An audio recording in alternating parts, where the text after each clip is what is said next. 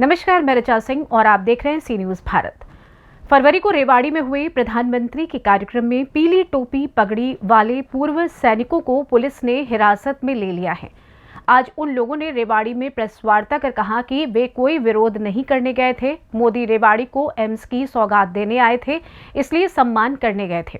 अगर उन्हें पहले बताया जाता कि पीली टोपी नहीं पहनकर आनी है या कार्यक्रम में नहीं आना है तो वे बिल्कुल नहीं आते, लेकिन बुलाकर उनका अपमान किया गया है। जानकारी के मुताबिक प्रधानमंत्री को देखने पहुंचे करीबन 80 लोगों को खोल थाने में पुलिस हिरासत में रखा गया है।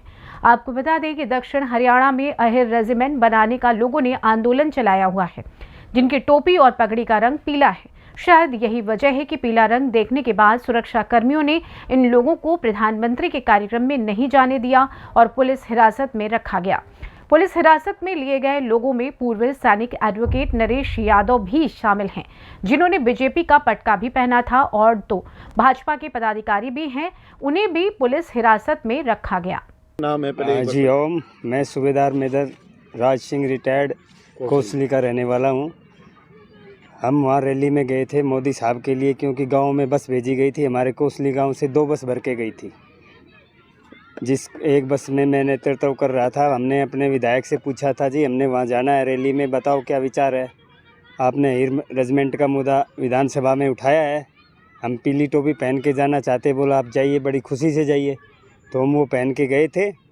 उसके बाद हम रैली में पहुँचे। धीरे धीरे जब मेन गेट पे पहुँचे तो उन्होंने मेरी पीली टोपी देख के, मेरे साथी दो चार थे, उनको भी, जिनके पास टोपी नहीं थी, मेरे पास टोपी थी, उनको भी साथ में ले लिया। बोला बैठो। मैंने पूछा भाई क्या बात है, मैं सैनिक हूँ, मेरे मेडल ये लगे हुए थे मेरे सीने पे, क्या परेशानी हो गई, बताओ क्या कारण है, आप अचानक ऐसे क्यों ले जा रहे। बोला साहब आप आइए, सिक्योरिटी का मैटर है, आपसे बात करेंगे। मैं बोला चलो भाई बात करेंगे।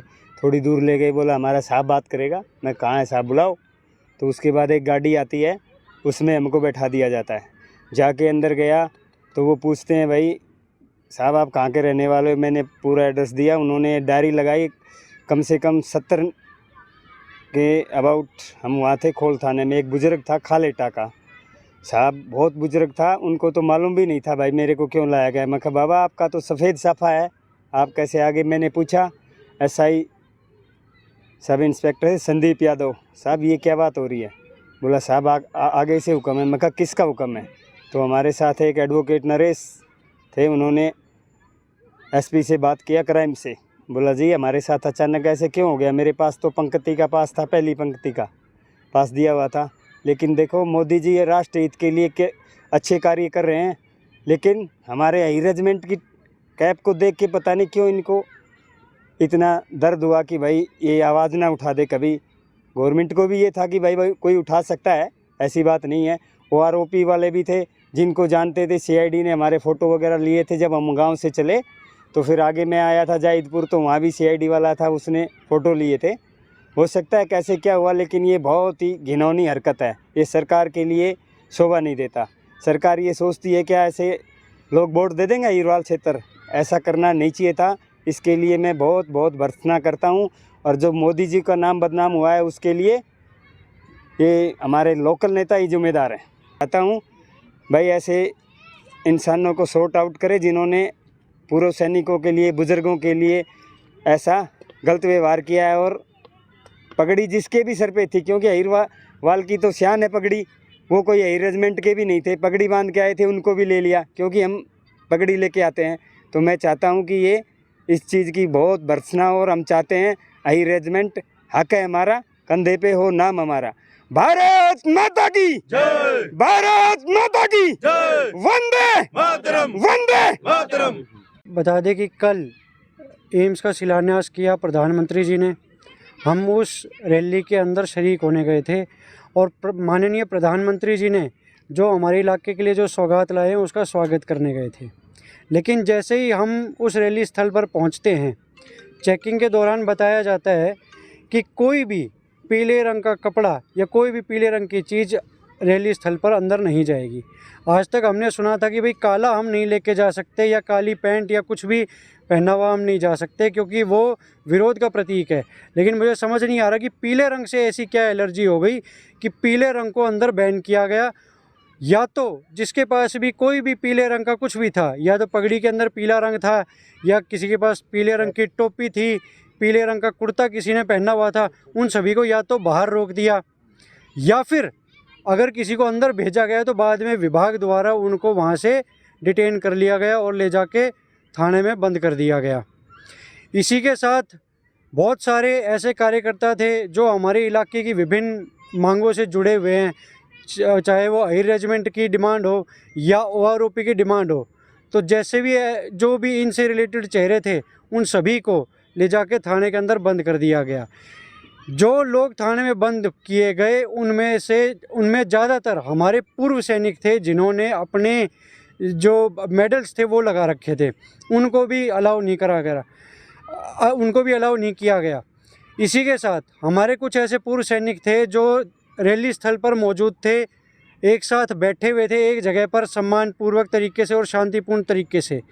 वहाँ से उनको उठाया गया और बोला कि आपको आगे बिठाएंगे, आगे जगह देंगे। उनको आगे ले जाया जाता है और वहाँ से पंडाल से बाहर कर दिया जाता है। ये जो हरकतें हैं, पीले रंग को बैन करना, ये हमारी सांस्कृतिक पोशाक का भाग है। पीला साफा बांधना, पीताम्बरी साफा बांधना, और हमारी जो माँ बहन बेटियां हैं उनकी सांस्कृतिक पोशाक के अंदर पीली लुगड़ी है। अगर अभी आप जाके देखोगे तो पूरा हीरवाल पीला हो रखा है सरसों की वजह से।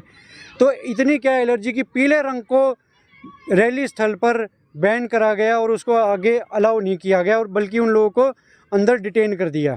यहाँ पर तो हमारे इलाके के अंदर हमारे देश का प्रधानमंत्री आ रहा है और वो इतनी सौगात लेके आ रहा है। हम तो उनका स्वागत करने के लिए वहाँ गए थे और हमने अपनी ही पोशाक, जो हमारी सांस्कृतिक पोशाक है उसी के अंदर गए।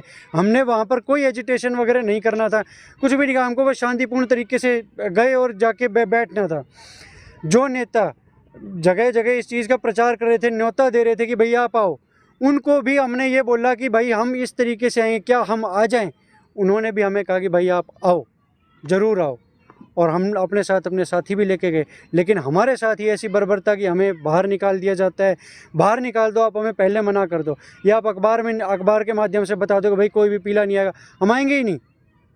लेकिन ये ऐसी बेइज्जती कि भाई जो भी सांस्कृतिक पोशाक में आप, अगर कल आप खोड़ थाने के अंदर अगर आप आते तो आप देखते कि सारे पगड़धारी वहाँ बैठे हुए थे, सारे पूर्व सैनिक वहाँ बैठे हुए थे, सभी के वहाँ बिल्ले लगे हुए थे।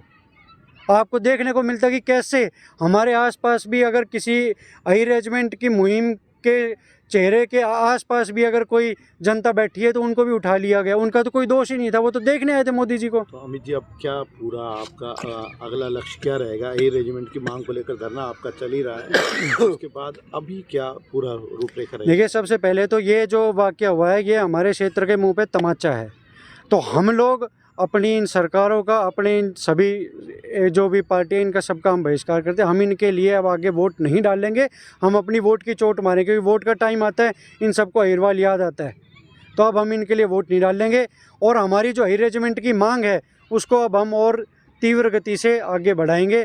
और हम तो कभी भी इनके नेताओं के उसमें नहीं है, हम तो हमेशा गाँव ढाणियों में गए हैं, वहाँ पर प्रचार करा, आम आदमियों को जागरूक करा है।